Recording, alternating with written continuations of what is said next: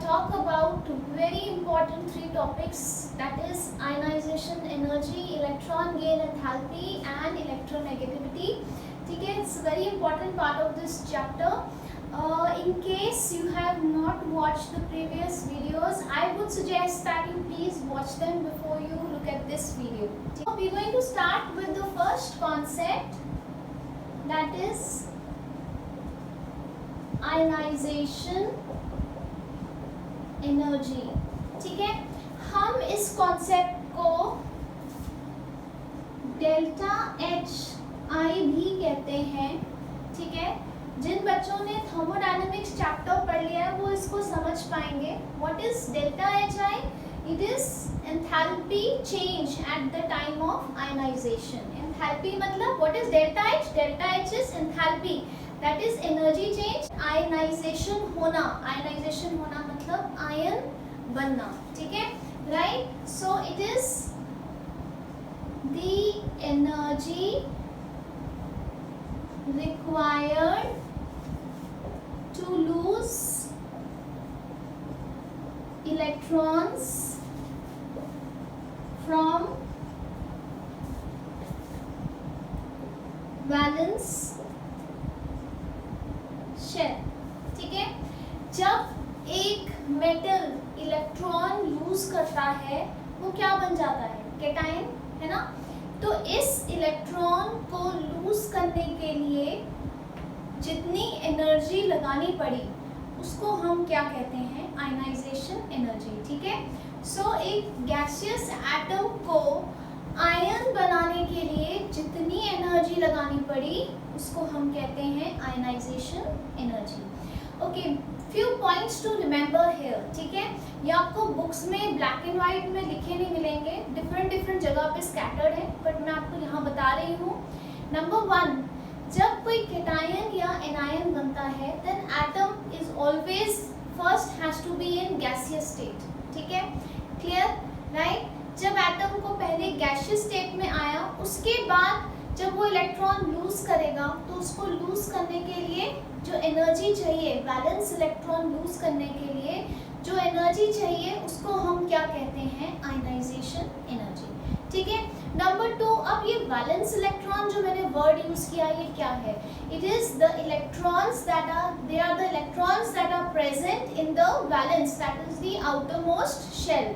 उनको हम क्या कहते हैं? Valence electrons. ठीक है, अब वो लूज क्यों करते हैं? क्योंकि उनको लूज करने से क्या होता है? एलिमेंट की कॉन्फ़िगरेशन कौन सी हो जाती है? Nearest noble gas configuration, that is 11. Configuration is 1s2, 2s2, 2p6 and 3s1. ठीक है, अब अगर ये एक इलेक्ट्रॉन लूज कर दे सोडियम, ठीक है, जैसे अगर ये इलेक्ट्रॉन लूज कर देगा, ठीक है, लेट्स से इसने लूज कर दिया तो इसकी कॉन्फ़िगरेशन अब क्या हो गई? स्टेबल कॉन्फ़िगरेशन, क्योंकि इसके अब सारे ऑर्बिटल्स कंप्लीटली फिल्ड हैं. ठीक है, राइट.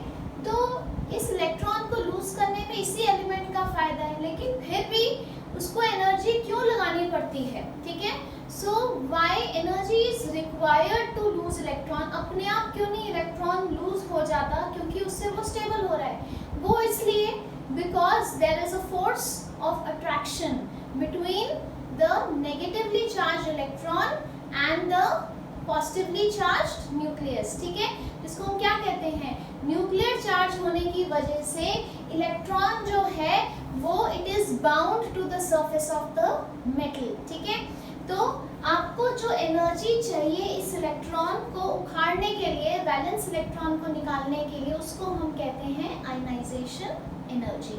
ठीक है, now let's see the trend. ठीक है, the first trend is down the group and the second trend is across the periods. ठीक है, ट्रेंड्स पढ़ने के लिए हमें बहुत ज़रूरी है आयनाइजेशन एनर्जी और एटॉमिक साइज का रिलेशन पता होना.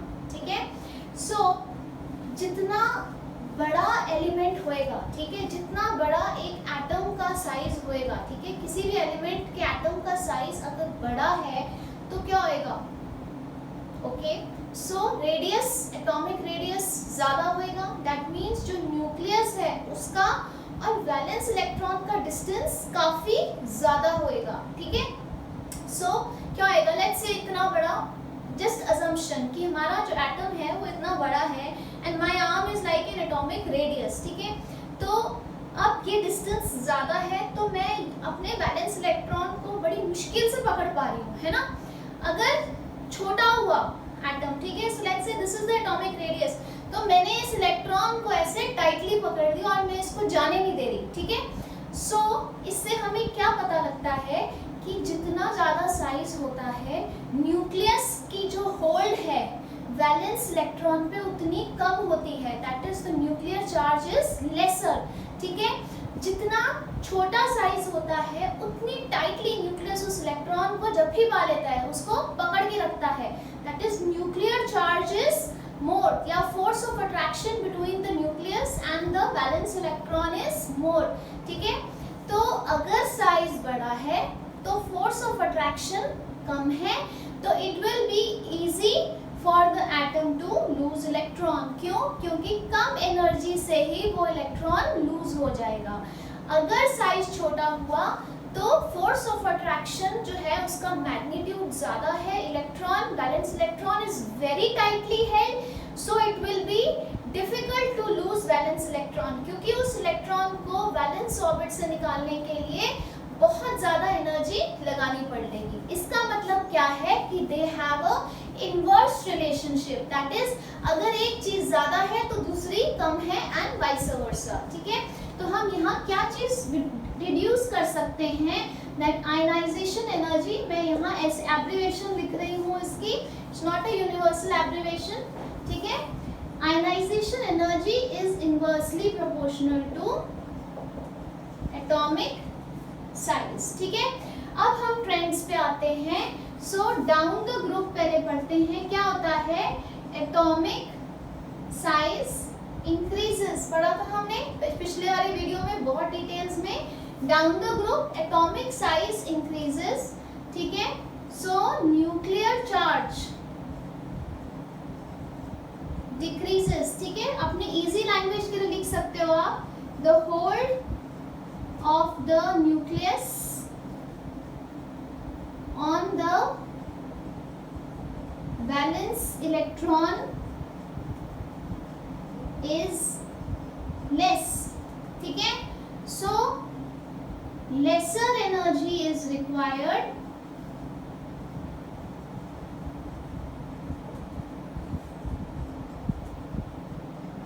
to lose the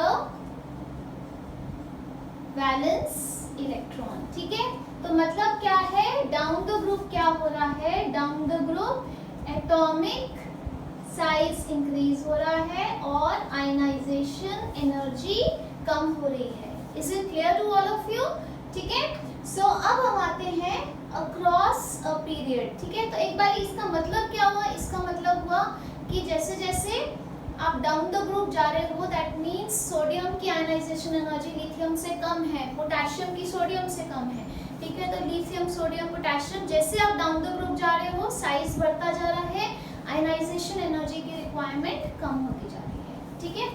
okay, now we come to across a period. Across a period मतलब लेफ्ट टू राइट, हॉरिजॉन्टली पढ़ना।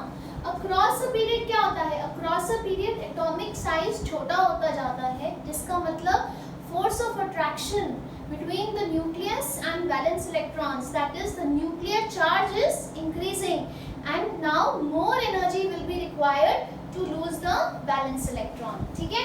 So ionization energy would increase. So across a period what is happening, atomic size is decreasing, जिसकी वजह से ये क्या है, this is your effective nuclear charge का symbol, ठीक है। यहाँ न्यूक्लियर चार्ज भी लिख देती हूँ। न्यूक्लियर चार्ज जो है वो बढ़ रहा है, so it is becoming difficult to loose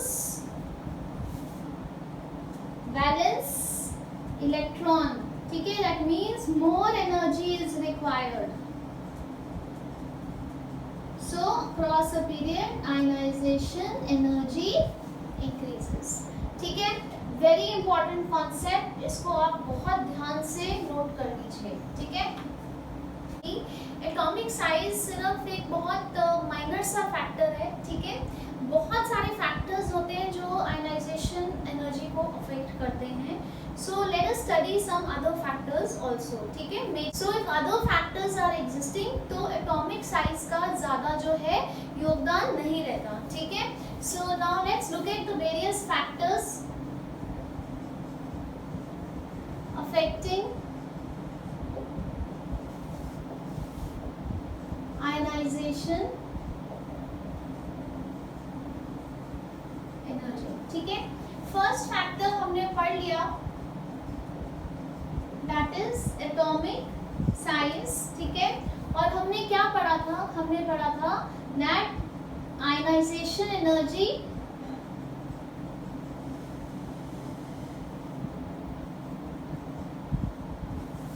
is inversely proportional to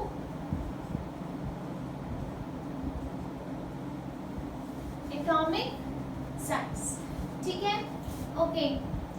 number two is symmetry या symmetric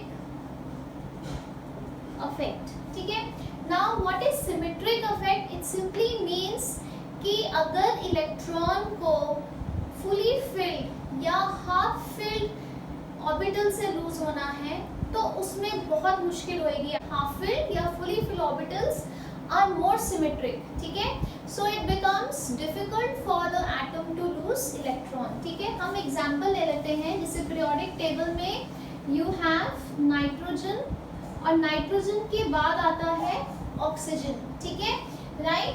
nitrogen is atomic number 7 and oxygen is atomic number 8. ठीक है, अगर मैं नाइट्रोजन का साइज बनाऊं तो अगर ये नाइट्रोजन एटम का साइज है तो ये आपके ऑक्सीजन एटम का साइज है. ठीक है, दैट मीन्स ऑक्सीजन का साइज छोटा है और नाइट्रोजन का बड़ा है. क्यों? Because across a period atomic size कम हो रहा है. ठीक है, तो अगर हम ब्लाइंडली सिर्फ साइज देखें फिर तो ऑक्सीजन की आयनाइजेशन एनर्जी ज्यादा होनी चाहिए, पर ऐसा नहीं होता. ठीक है, the answer is in the configuration. So let's do the configuration of nitrogen. It's 1s2, 2s2, 2p6, sorry,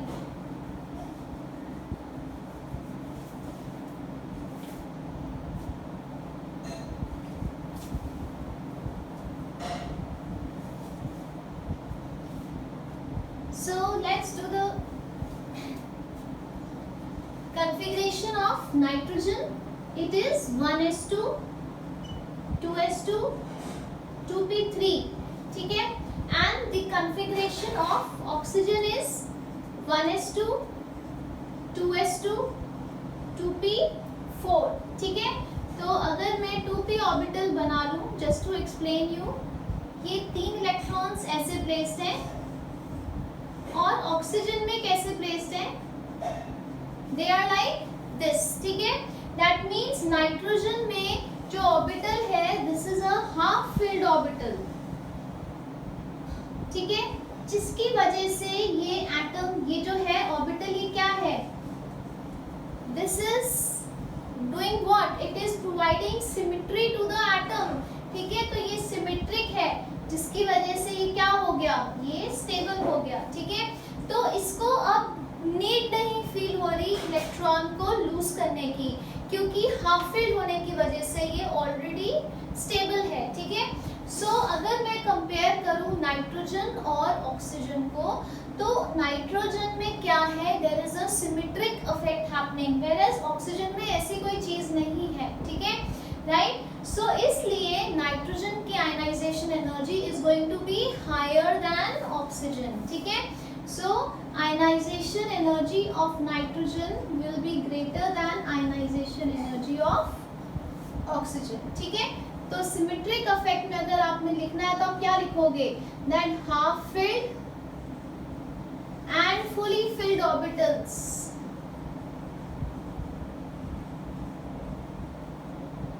जाते हैं, they are more symmetric, so more stable, so ionization energy is high, क्योंकि उनको जरूरत नहीं है ये इलेक्ट्रॉन को loose करने की। क्लियर है? So the second effect is symmetric effect. ठीक है, अब हम आ जाते हैं तीसरे इफेक्ट पे। तीसरा इफेक्ट है आपका penetration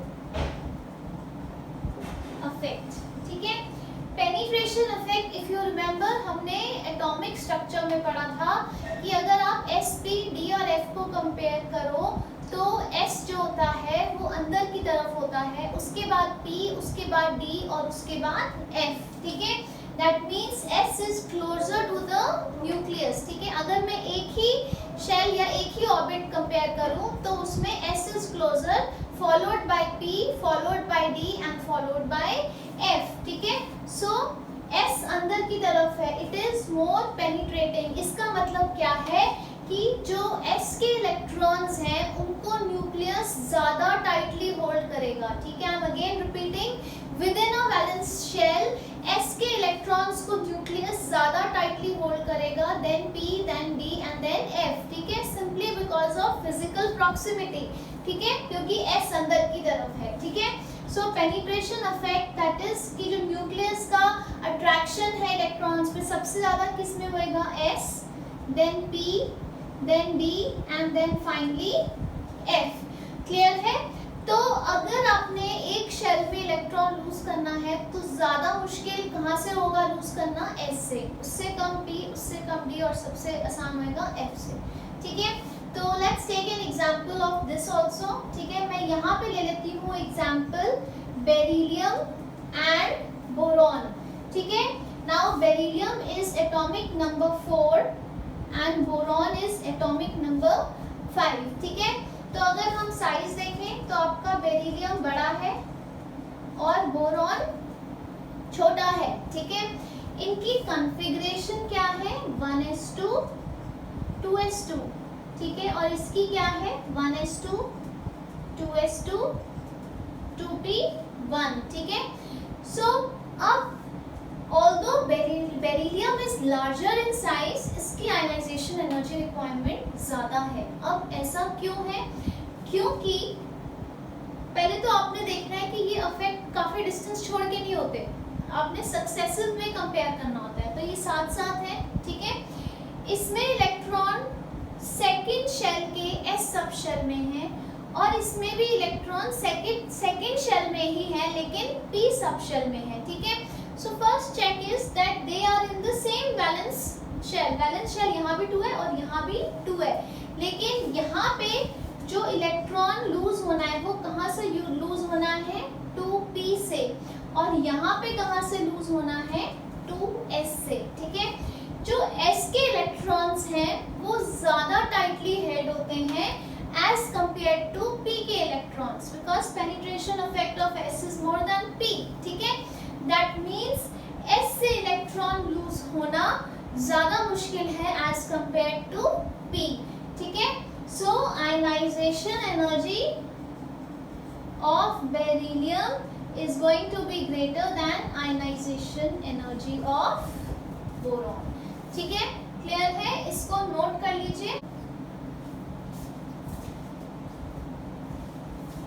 Okay, so the last thing that we are going to study in ionization energy is the different ionization energies। ठीक है, so we have IE1, ठीक है, IE2 and IE3। ठीक है, right? So this is the first ionization energy, that is energy required to lose first electron। ठीक है, this is energy required, ठीक है, to lose second electron, and this is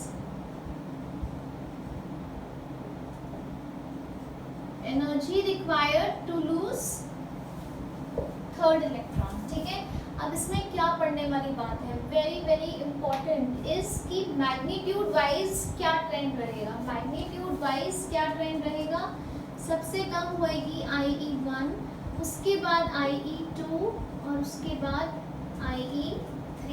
ठीक है, अब देखते हैं ऐसा क्यों होएगा। ठीक है, ऑल्दो कुछ एक्सेप्शंस आ जाती हैं, ठीक है, हम वो भी एग्जांपल लेंगे। So let's study this, let's take an example. यहाँ पे मैं एल्यूमिनियम बना देती हूँ क्योंकि इसमें तीनों केसेस आ जाएंगे। 3 वैलेंस इलेक्ट्रॉन्स हैं, सो this is aluminium,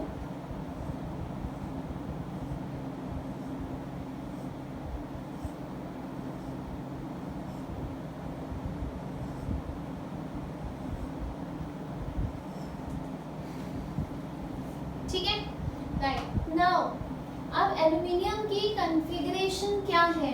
aluminium is, अगर आप बोहर कॉन्फ़िगरेशन देखो तो 283, अगर SPDF देखो तो 1s2, 2s2, 2p6, 3s2, 3p1।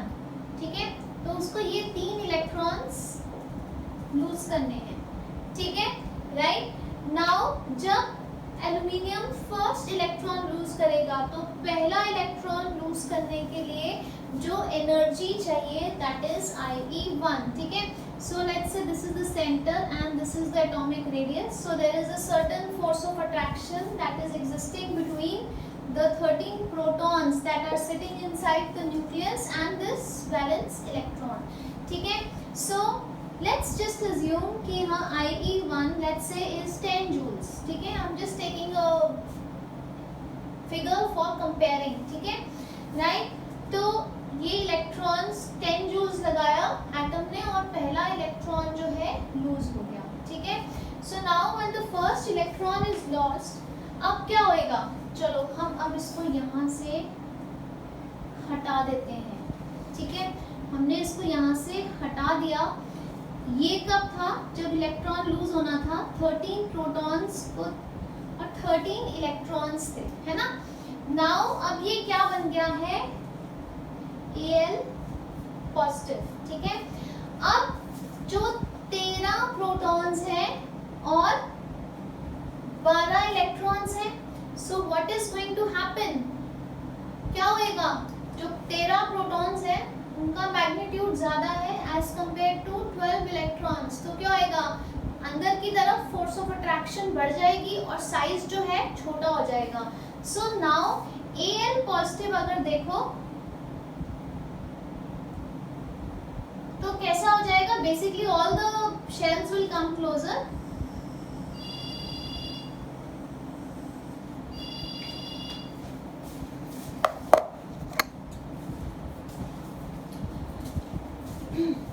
So what is happened here is कि जो Al पॉजिटिव है इट इज अ केटायन, उसका साइज जो है जो न्यूट्रल एल्यूमिनियम एटम था उससे छोटा हो गया। ठीक है, तो हमने क्या बनाया, अब साइज छोटा हो गया है। Now you have 2 valence electrons, ये हमने Al पॉजिटिव बना लिया।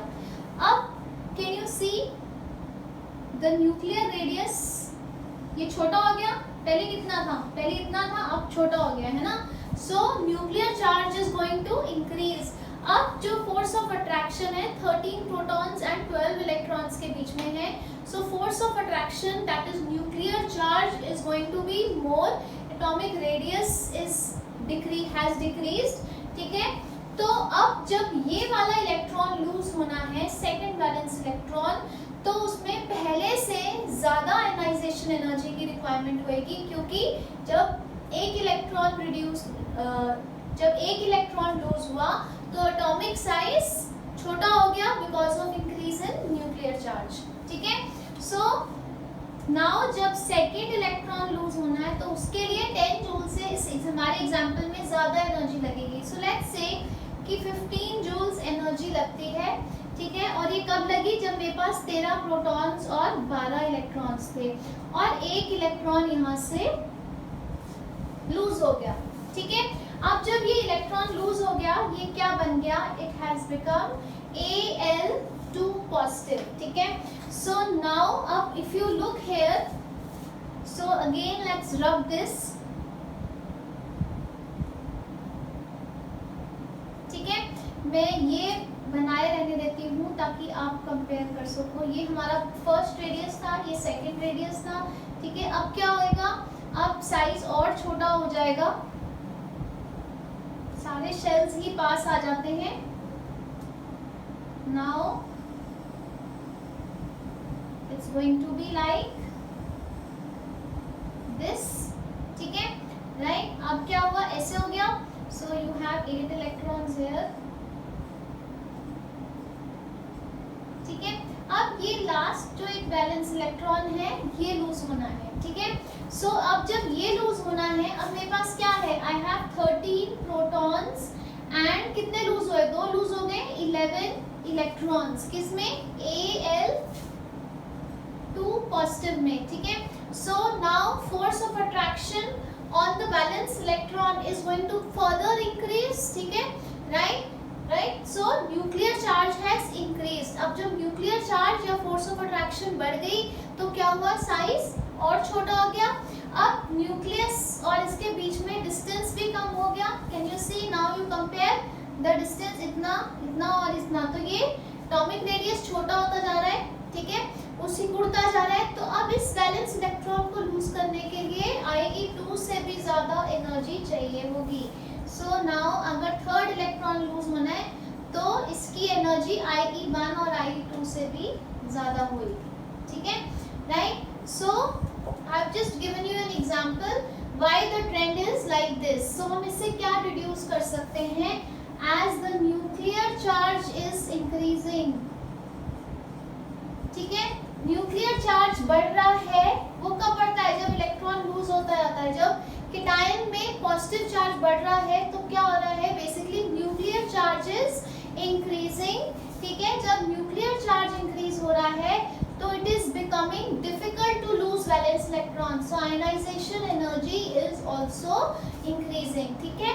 सो this is about ionization energy. Okay, so the next topic is electron gain enthalpy, ठीक है। So as the name suggests, जब इलेक्ट्रॉन गेन हुआ तो जो एंथैल्पी थी, ठीक है, so it is the enthalpy when the electron is gained. अब enthalpy, again I am repeating what is enthalpy, basically it is the energy change that is taking place अगर आपका temperature और प्रेशर कांस्टेंट है। Usually जब आप lab में experiment करते हो तो आप 1 एटमॉस्फेरिक प्रेशर पे करते हो, तो मैक्सिमम जो एक्सपेरिमेंट्स होते हैं वो एक 1 एटमॉस्फेयर प्रेशर पे होते हैं, ठीक है, and the pressure is basically constant, that's what I mean, ठीक है, राइट। सो आप काफी डिटेल्स में पढ़ोगे एंथैल्पी को थर्मोडायनेमिक्स में। सो अगर हम इसको इजी भाषा में समझें, सो what is electron gain enthalpy, it is the energy change taking place when an electron is gained, ठीक है। हम just for the ease of understanding इसको हम शॉर्ट फॉर्म EG करके लिख रहे हैं, otherwise the abbreviation is delta H EG, that is the enthalpy change, energy change, delta H when electron is gained, ठीक है। ये इसकी यूनिवर्सल एब्रिविएशन है, ये हमने अपनी शॉर्ट फॉर्म बनाई है just to reduce the time wastage, ठीक है। Okay, now many things to note here. Okay, so first thing to note here is कि जो आपकी Eg1 है, that is the energy change when first electron is gained, it is negative, ठीक है। Very important, ये negative क्यों है, ये नेगेटिव इसलिए है, ठीक है, कि जब एक, और ये किस चीज का इलेक्ट्रॉन गेन हो रहा है, एक न्यूट्रल गैसियस एटम, ठीक है। सो इट इज सेइंग जब एक न्यूट्रल गैसियस एटम एक इलेक्ट्रॉन गेन करता है तो क्या हो रहा है, एनर्जी इज given out, ठीक है, that is your electron gain enthalpy is negative. मैंने आपको पहले ही बताया था when energy is given out, तो जिस चीज को आप स्टडी कर रहे हो उसकी एनर्जी पहले से कम हो गई तो हम साइन क्या लेते हैं, नेगेटिव, ठीक है। अब ऐसा क्यों होता है, क्योंकि there is a force of attraction between the nucleus of this gaseous atom and the electron. कौन सा इलेक्ट्रॉन, जो बाहर से गेन करना है। तो because of force of attraction क्या होता है, इलेक्ट्रॉन जब पास आता है, हमने पढ़ा था अपने एटॉमिक स्ट्रक्चर में भी, जब हमने एनर्जी ऑफ इलेक्ट्रॉन पढ़ा था, तो इट लूजेस एनर्जी, ठीक है, क्योंकि फोर्स ऑफ अट्रैक्शन है, ठीक है, right, it loses energy, right. So क्या होएगा, अब जो एटम की एनर्जी है वो पहले से कम हो जाएगी, that means energy is given out when the first electron is gained, that is electron gain enthalpy जो है, जो पहले इलेक्ट्रॉन की, it is negative, ठीक है, number 1. Second thing to note here, जो subsequent electron gain enthalpies हैं, ठीक है, अब जब एक गैसियस एटम ने, न्यूट्रल गैसियस एटम ने एक इलेक्ट्रॉन गेन कर लिया है, तो अब ये क्या बन गया है, it is a anion now, क्योंकि उसमें इलेक्ट्रॉन ऐड हुआ, अब वो नेगेटिवली चार्ज हो गया। मैंने आपको तरीका बताया था, जब इलेक्ट्रॉन कट होता है तो क्या बन जाता है, cation which is positively charge. जब इलेक्ट्रॉन ऐड होता है तो वो क्या बन जाता है, anion, A for add, A for anion, ठीक है, नेगेटिवली चार्ज एनायन। अब सेकेंड पॉइंट क्या होएगा, एक जो एनायन है उसकी इलेक्ट्रॉन गेन एंथैल्पी क्या होएगी, पॉजिटिव। इस स्टेटमेंट का मतलब क्या है, इस स्टेटमेंट का मतलब है कि एक न्यूट्रल एटम ने एक इलेक्ट्रॉन गेन किया, इट गेव आउट एनर्जी।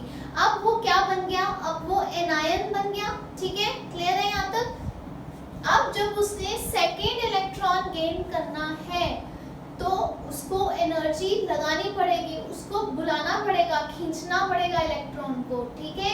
अब ऐसा क्यों है, क्योंकि जब सेकेंड इलेक्ट्रॉन गेन होना है, ये भी उसी वैलेंस शेल में होना है जिसमें पहला इलेक्ट्रॉन गेन हुआ है। Now this second incoming electron is going to face repulsion from the anion, ठीक है, क्योंकि एनायन अब नेगेटिवली चार्ज हो गया, जो एटम था अब वो नेगेटिवली चार्ज हो गया, तो जो उसमें एग्जिस्टिंग इलेक्ट्रॉन्स हैं वो इसको रिपेल करेंगे, ठीक है। Now the atom has a negative charge.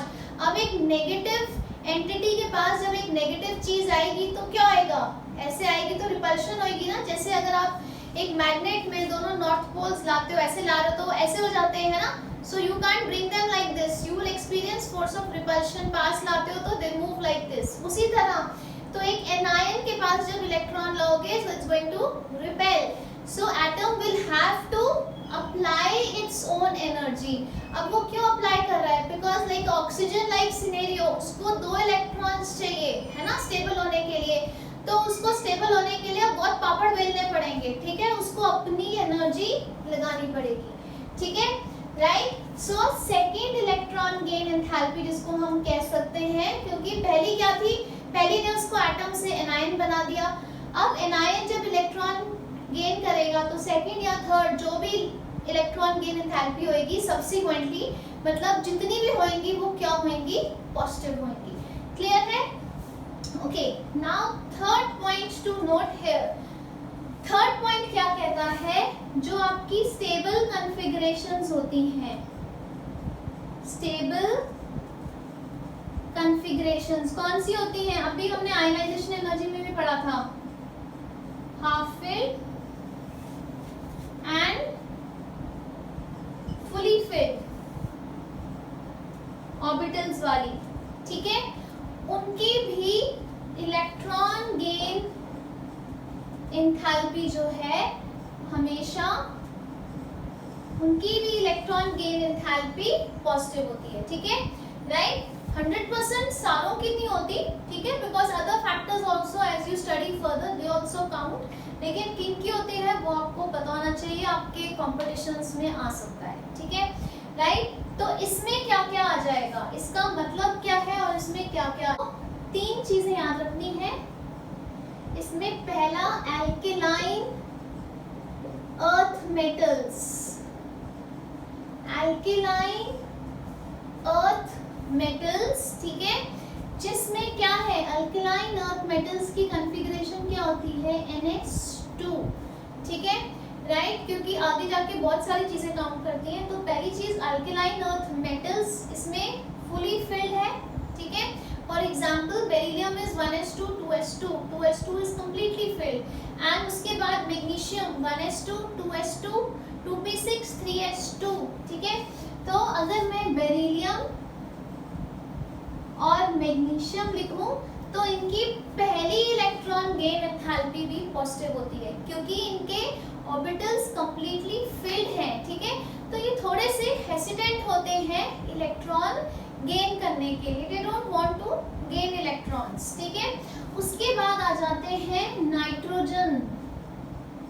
Nitrogen is half filled 1s2 2s2 2p3, ठीक है। तो नाइट्रोजन इज वेरी सिमेट्रिक, तो it also does not want to gain electrons, जबकि अगर आप देखो 2 and 5 बोहर कॉन्फ़िगरेशन की तरफ से भी देखो तो 2 and 5 तो 3 गेन कर लेगा, तो क्या आएगा, नोबल गैस कॉन्फ़िगरेशन हो जाएगी। बट क्योंकि ये हाफ फिल्ड है, ये अभी सिमेट्रिक है और ये ऐसे ही खुश है, तो इसकी भी इलेक्ट्रॉन गेन एंथैल्पी क्या होएगी, पॉजिटिव। सो इनकी भी पॉजिटिव थी, कौन सी, I am talking about the first, second तो सबकी नेगेटिव होती है, sorry I am talking about the first, second electron gain enthalpy तो सबकी पॉजिटिव ही होती है, बट इनकी फर्स्ट भी पॉजिटिव है, ठीक है। And then let's take noble gas, neon. Noble gases में सारी की सारी, so all noble gases configuration क्या है, NH2 NP6, most stable configuration, they don't need any electrons, ठीक है। सो इनकी भी पहली इलेक्ट्रॉन गेन एंथैल्पी बहुत ही ज्यादा हाईली पॉजिटिव होगी, ठीक है। बहुत ज्यादा जोर लगाना पड़ेगा, तभी इसके इतने कंपाउंड्स नहीं बनते नोबल गैस के, थोड़े ही बनते हैं, और वो किसके, ज़ीनॉन के जाके, ठीक है, right. So the third point was depending on the configuration the first electron gain enthalpy can be positive, ठीक है। तो आपको ये elements beryllium, magnesium, nitrogen and noble gases याद रखना है, ठीक है। अब हम इसका ट्रेंड देखते हैं, इसको आप नोट कर लीजिए। Okay students, now let's study the trend of electron gain enthalpy that is round the group and across the period, ठीक है। इस ट्रेंड को पढ़ने के लिए again we should know its relationship with the atomic size, ठीक है। हमने ये अपने रिएक्टिविटी में भी पढ़ा था, पर एक बार फिर से देखते हैं, ठीक है। अगर किसी एटम का साइज छोटा होएगा तो न्यूक्लियस जो है उसके लिए आसान होएगा बाहर से इलेक्ट्रॉन को अट्रैक्ट करना, क्योंकि जो न्यूक्लियर चार्ज है उसका असर वो बाहर वाले फॉरेन इलेक्ट्रॉन तक पहुंचेगा, ठीक है। अगर साइज बड़ा होएगा तो न्यूक्लियस के लिए मुश्किल हो जाएगा कि अपना असर बाहर वाले इलेक्ट्रॉन तक पहुंचाए और उसको अट्रैक्ट करे। So smaller the size, more negative is going to be the electron gain enthalpy, or you can say it is going to be easier to gain electron, ठीक है। and while larger the size it will be difficult for the atom to gain electron, ठीक है, right, and electron gain enthalpy जो है वो less negative होगी, clear।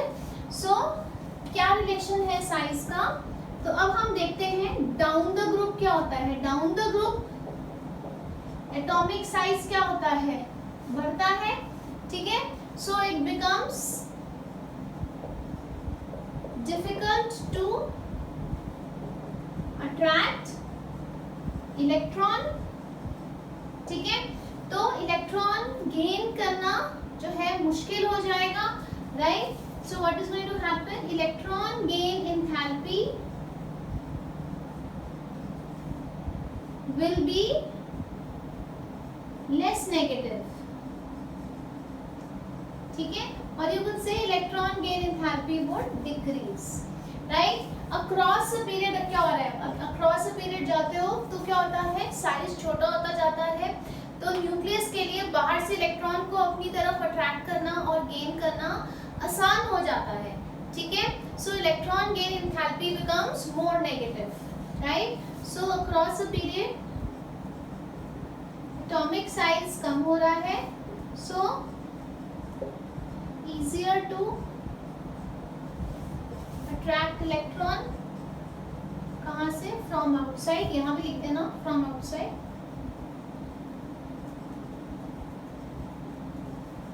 ठीक है, so electron gain enthalpy increases, or you can say or electron gain enthalpy is more negative. ठीक है, एक्सेप्शन आप किसकी दे दोगे? जब आप ग्रुप 2 में जाते हो तो हमने पढ़ा था बेरिलियम मैग्नीशियम उनकी पॉजिटिव होती है. ठीक है, इवन नोबल गैसेस की भी पॉजिटिव होती है. ठीक है, okay, and even your nitrogen, right. So now next इसमें एक बहुत इम्पॉर्टेंट हम एग्जाम्पल पढ़ेंगे. ठीक है, उससे पहले अगर आप देखो पीरियोडिक टेबल में सबसे छोटा साइज किसका होएगा? हैलोजन्स का होएगा. ठीक है, और उनके बाहर कितने वैलेंस इलेक्ट्रॉन्स होते हैं? 7 इलेक्ट्रॉन्स होते हैं वैलेंस इलेक्ट्रॉन्स. तो उनको एक इलेक्ट्रॉन चाहिए अपने स्टेबल होने के लिए. ठीक है, तो जो हैलोजन्स हैं बीइंग स्मॉलेस्ट इन साइज, उनकी सबसे हाईएस्ट इलेक्ट्रॉन गेन एंथैल्पी होती है या most negative electron gain enthalpy होती है. ठीक है, तो अगर हम साइज की बात करें, सिर्फ हम हैलोजन्स की ही बात करें अगर, अब हैलोजन्स में हैलोजन्स कौन से हैं? Fluorine, chlorine, bromine, iodine. ठीक है, फ्लोरीन का साइज सबसे छोटा है ना. और अभी हमने डिस्कस किया कि जितना छोटा साइज है उतनी ज़्यादा नेगेटिव इलेक्ट्रॉन गेन एंथैल्पी होती है. ठीक है, दैट मीन्स दैट फ्लोरीन की इलेक्ट्रॉन गेन एंथैल्पी मैक्सिमम होनी चाहिए, है ना. क्लोरीन से ज़्यादा होनी चाहिए क्योंकि क्लोरीन नीचे है, उसका साइज बड़ा है. लेकिन ऐसा नहीं होता. Highest electron gain enthalpy periodic table में किसकी है? क्लोरीन. ठीक है, इट्स नॉट फ्लोरीन, राइट. एक बार हम देखते हैं इस क्वेश्चन को.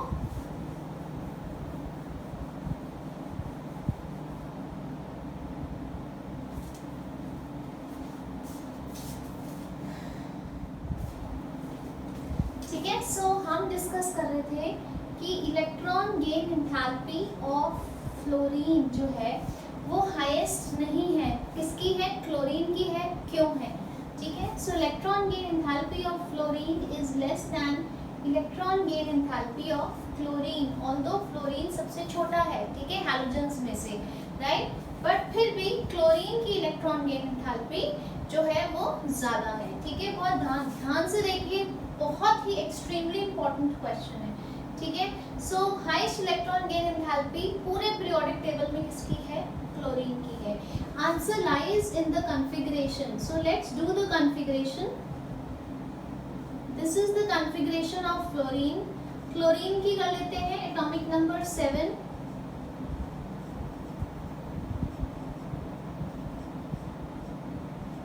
ठीक है, okay. Now as you can see from the configuration that electron जो है, जो बाहर से इलेक्ट्रॉन गेन करना है फ्लोरीन और क्लोरीन ने, ऑल्दो फ्लोरीन का साइज क्लोरीन से छोटा है and it is easier for fluorine to attract the electron as compare to chlorine.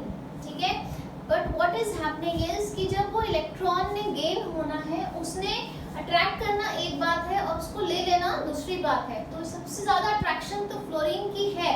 ठीक है, लेकिन जब उसने इलेक्ट्रॉन को लेना है तो अब देखो इलेक्ट्रॉन ने कहाँ जाना है?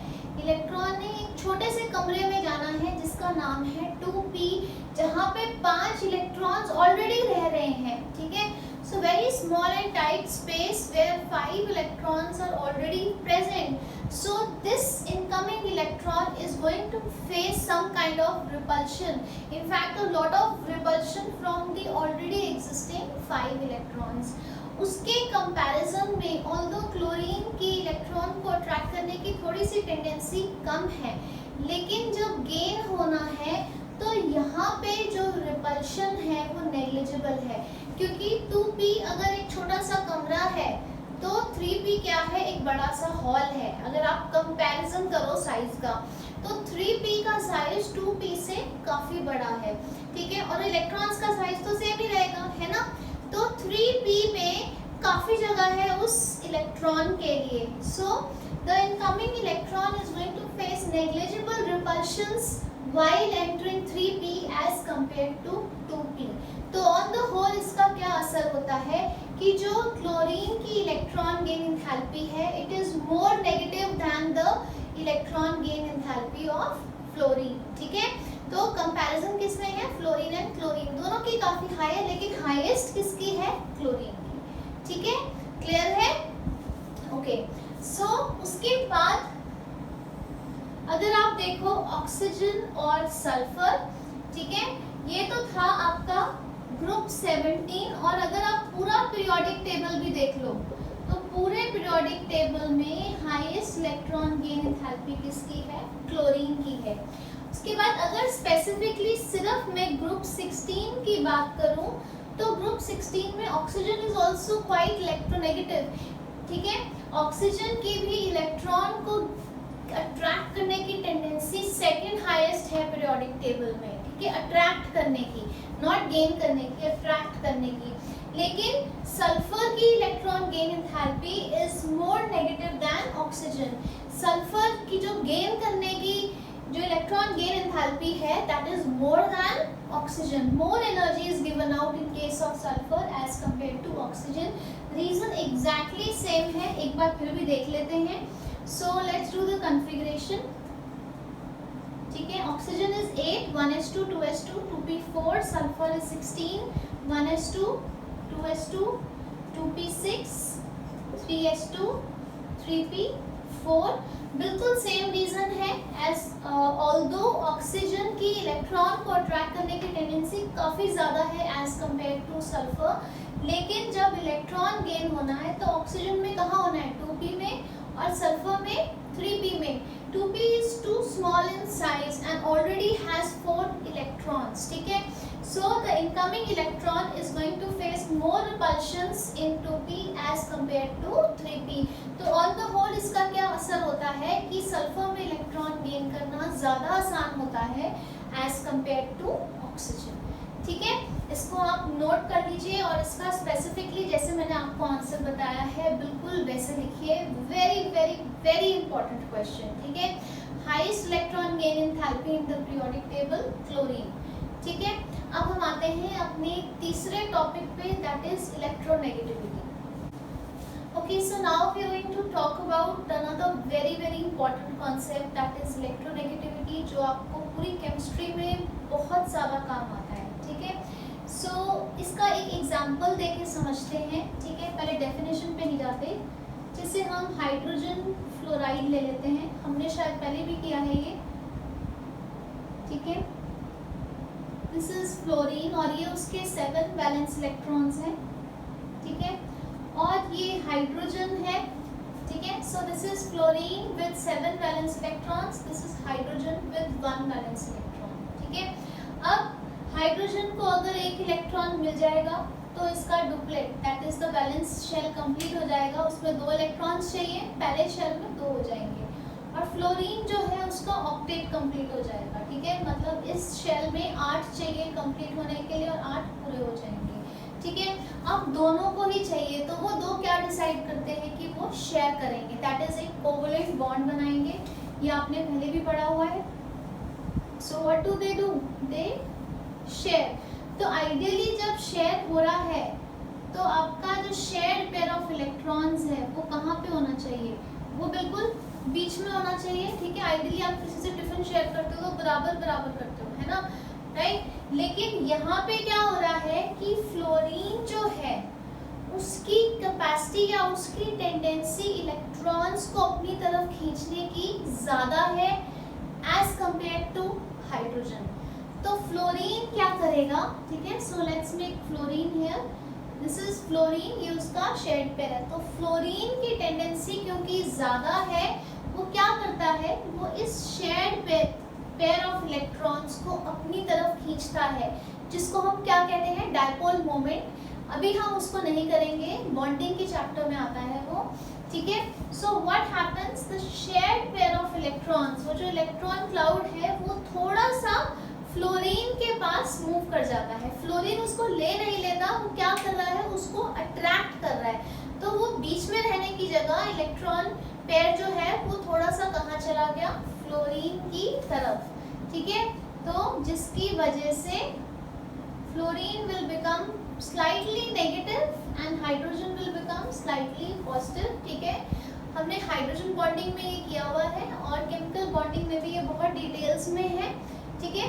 So idea here is to learn the concept of electronegativity, ठीक है। तो इलेक्ट्रोनेगेटिविटी क्या है? It is the tendency of an atom to attract the shared pair of electron towards itself, ठीक है।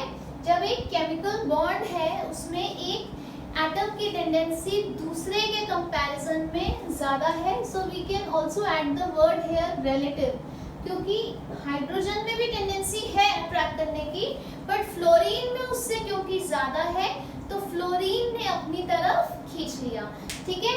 So that is electronegativity. अब हम देखते हैं कि साइज से क्या फर्क पड़ता है, ठीक है। So let's look at the trend.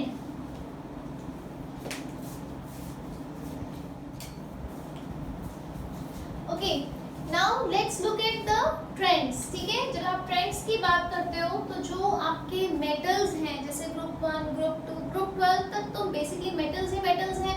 उसके बाद पी ब्लॉक में कुछ मेटल्स हैं और कुछ नॉन मेटल्स हैं। जो मेटालिक होते हैं एलिमेंट्स, उनमें क्या होता है? Their tendency is to lose electrons, they are electropositive in nature, ठीक है। जो नॉन मेटालिक होते हैं उनकी टेंडेंसी होती है टू गेन इलेक्ट्रॉन्स, ठीक है। तो जो आपके नॉन मेटल्स हैं उनकी इलेक्ट्रोनेगेटिविटी काफ़ी हाई होएगी एज कंपेयर टू मेटल्स, क्योंकि उनकी टेंडेंसी देने की है, अपनी तरफ खींचने की नहीं है, ठीक है, right. So and if you look at the relationship with size, तो जैसे जैसे हमने पहले भी कितनी बार पढ़ लिया इस चैप्टर में, जैसे जैसे साइज बढ़ेगा इलेक्ट्रॉन अट्रैक्ट करना अपनी तरफ मुश्किल होता है। तो same logic we can apply here, ठीक है, कि अगर मैं कंपेयर करूं पीरियोडिक टेबल में तो हैलोजेंस में fluorine is the most electronegative element, ठीक है, नॉट क्लोरीन, क्योंकि यहाँ सिर्फ अट्रैक्ट करने की बात हो रही है, गेन की नहीं हो रही, क्योंकि फ्लोरीन का साइज क्लोरीन से छोटा है। तो फ्लोरीन का न्यूक्लियस जो है वो आसानी से इलेक्ट्रॉन को अट्रैक्ट कर लेगा। क्लोरीन का साइज काफ़ी बड़ा है एज कंपेयर टू फ्लोरीन, तो उसके लिए अट्रैक्ट करना मुश्किल हो जाएगा। उसने लेना नहीं है तो इंटरइलेक्ट्रॉनिक रिपल्शंस की बात नहीं आती, उसने सिर्फ अट्रैक्ट करना है, वो भी शेयर्ड पेयर ऑफ इलेक्ट्रॉन, ठीक है। तो जो आपका फ्लोरीन है it is the most electronegative element in the periodic table, ठीक है, अंदाजे से। ओके, एंड उसके बाद इलेक्ट्रोनेगेटिविटी को मेजर कैसे करते हैं? इलेक्ट्रोनेगेटिविटी सबसे इम्पोर्टेंट चीज एक वर्चुअल कॉन्सेप्ट है, ठीक है। जैसे सेंट्रीफ्यूगल फोर्स जो है वो एक वर्चुअल कॉन्सेप्ट है ना, वो सर्कुलर मोशन में हेल्प करती है एक्सप्लेन करने में, राइट। उसी तरह आपका जो इलेक्ट्रोनेगेटिविटी है ये भी एक वर्चुअल कॉन्सेप्ट है, इमेजिनरी कॉन्सेप्ट है, विच puts many things in place, ठीक है, राइट। और इसको हम मेजर कैसे करते हैं? इसको हम एक एब्सोल्यूट स्केल में मेजर करते हैं on a scale of 0 to 4, ठीक है, जो किसने दिया था? पॉलिंग ने, और इसको हम कहते हैं polling scale. It is from 0 to 4 और हाईएस्ट इलेक्ट्रोनेगेटिविटी किसकी है? फ्लोरीन, ठीक है, कितनी? 4। उसी स्केल पे कुछ इंपॉर्टेंट लिख लीजिए points. Oxygen is number 2 at 3.5, chlorine is at 3.0, ठीक है, नाइट्रोजन इज at 2.95, ठीक है, और दो और आपको पता होने चाहिए, carbon is at 2.4 and hydrogen is at 2.1, ठीक है। कार्बन जो है कुछ बुक्स में 2.4 दिया हुआ है, कुछ बुक्स में 2.5 दिया हुआ है, ठीक है, सो अप्रोक्सीमेटली 2.4, ठीक है, right. So this is about electronegativity. Now a very important question is what is the difference between electron gain enthalpy and electronegativity. Question direct आ सकता है, आपको स्टेटमेंट फॉर्म में आ सकता है, आपको assumption reasons में आ सकता है, ठीक है। So note this down and let's look at that question. Okay, now let us discuss the difference between electronegativity and electron gain enthalpy. I have written it here on the board so that you can make proper notes and you don't miss out on anything, ठीक है। Quickly discuss कर लेते हैं। अगर हम electron gain enthalpy की बात करें तो what is electron gain enthalpy? It is the energy change, ठीक है, right, when an electron is gain, right, can be negative, can be positive, right. जो electronegativity on the other hand what it is just a tendency, ठीक है, it's only a tendency to attract the shared pair of electron towards itself in a chemical bond, ठीक है। ये एक electron gain enthalpy real concept है, इसको आप experimentally major भी कर सकते हो, ठीक है, और इसकी SI यूनिट्स कितनी है? Joules. Whereas since this is only a tendency, it's a virtual concept, that is it's an imaginary concept, ठीक है। So since ये exist करता है नहीं करता है, it's just an imaginary concept, तो इसकी कोई यूनिट्स भी नहीं है। इसको पॉलिंग स्केल पे मेजर किया जाता है on a scale of 0 to 4। और भी मेथड्स हैं इसको मेजर करने की जो आप बॉन्डिंग चैप्टर में पढ़ते हो, ठीक है, राइट। उसके बाद highest electron gain enthalpy chlorine की है, फ्लोरीन की नहीं है। ये आपने रीजन भी पढ़ा इसी वीडियो में कि क्लोरीन की क्यों है। Highest electronegativity on the other hand it is fluorine, ठीक है, एज एक्सपेक्टेड। उसके बाद जो इलेक्ट्रॉन गेन एंथैल्पी है वो एक इंडिविजुअल एटम की प्रॉपर्टी है, एक अकेले एटम की। वेयरएज इलेक्ट्रोनेगेटिविटी एक एलिमेंट तभी डिस्प्ले करता है जब वो एक केमिकल बॉन्ड में होता है, एक अकेले एटम की प्रॉपर्टी नहीं है, ठीक है। इसको नोट कर लीजिए and we move on. Okay, so this topic is key anomalous properties of second period elements, ठीक है। अब जो सेकेंड पीरियड एलिमेंट्स हैं कौन कौन से हैं? They are lithium, beryllium, boron, nitrogen, carbon, oxygen, वो सारे, ठीक है। तो अभी हमने पढ़ा कि जो पहले एलिमेंट की प्रॉपर्टी है सारी बिल्कुल नीचे सेम होती हैं, ऑलमोस्ट सेम होती हैं, but there are certain differences, ठीक है, क्योंकि जो सेकेंड पीरियड एलिमेंट्स हैं और जो उसके बाद उनके नीचे जो एलिमेंट्स हैं उनके साइज में थोड़ा सा डिफरेंस ज़्यादा है। एंड आपने देख ही लिया कि atomic size governs most of the things, ठीक है। तो जो आपका सेकेंड पीरियड एलिमेंट है, second period element is lithium to neon, है ना। तो उनकी ये थोड़ी सी प्रॉपर्टीज में अलग होना पूरे ग्रुप से, उसका रीज़न क्या है कि their size is extremely small as compare to the other elements in the group, ठीक है। उनमें से जो सेकेंड पीरियड के एलिमेंट्स नॉन मेटल्स हैं वो बहुत हाईली इलेक्ट्रोनेगेटिव होते हैं अपने नीचे वाले मेंबर्स के कंपैरिजन में। जो उनमें से मेटल्स हैं उनकी आयनाइजेशन एनर्जी बहुत हाई होती है as compare to other metal members in the group, ठीक है, राइट। और उसके बाद जो आपके सेकेंड पीरियड एलिमेंट्स हैं उनमें क्या भरेगा? 2s और 2p भरेगा, राइट, क्योंकि सेकेंड पीरियड में है तो मैक्सिमम कितने ऑर्बिटल्स हो गए? 3 p के और एक s का, तो मैक्सिमम 4 ऑर्बिटल्स हैं। तो जब वो कोवलेंट बॉन्ड बनाएंगे, ठीक है, तो वो ज़्यादा से ज़्यादा सिर्फ 4 अपने ऑर्बिटल्स शेयर कर सकते हैं, जिसकी वजह से इनके कंपाउंड्स जो है उनकी ऑक्सीडेशन स्टेट जो है वो 4 से ज़्यादा नहीं जा सकती, ठीक है। आप ये जो लास्ट पॉइंट है ये आप बहुत डिटेल्स में you can find the anomalous nature of each element of each group in the respective videos, ठीक है। कौन कौन से वीडियोस? P ब्लॉक के और D ब्लॉक के और F ब्लॉक के, ठीक है। सो यहाँ मैंने इसलिए इंक्लूड किया क्योंकि हम पीरियोडिक टेबल पढ़ रहे हैं, तो आपको एक छोटा सा हिंट देने के लिए कि सेकेंड पीरियड में जितने भी एलिमेंट्स हैं उनकी थोड़ी सी नेचर जो है अलग है, ठीक है, राइट। और बहुत सारे पॉइंट्स हैं बट आपको इंडिविजुअली ग्रुप वाइज पढ़ोगे, यहाँ इस पॉइंट ऑफ टाइम पे कंफ्यूज हो जाओगे, ठीक है, राइट। उसके बाद एक लास्ट हमारा टॉपिक आ जाता है डायगोनल रिलेशनशिप। डायगोनल रिलेशनशिप, ठीक है, आप नोट कर लीजिए, फिर हम करते हैं डायगोनल रिलेशनशिप।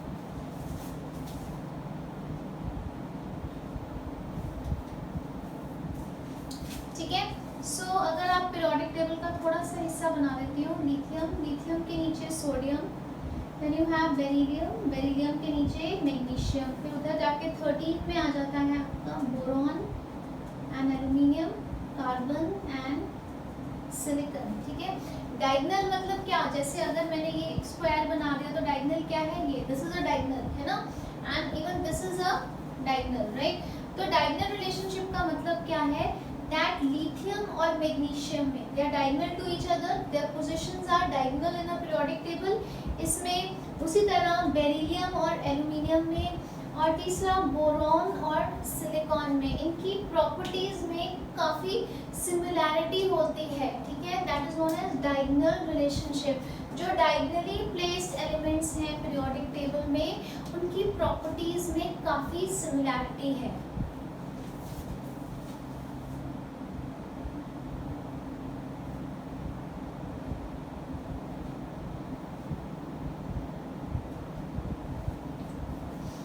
ठीक है.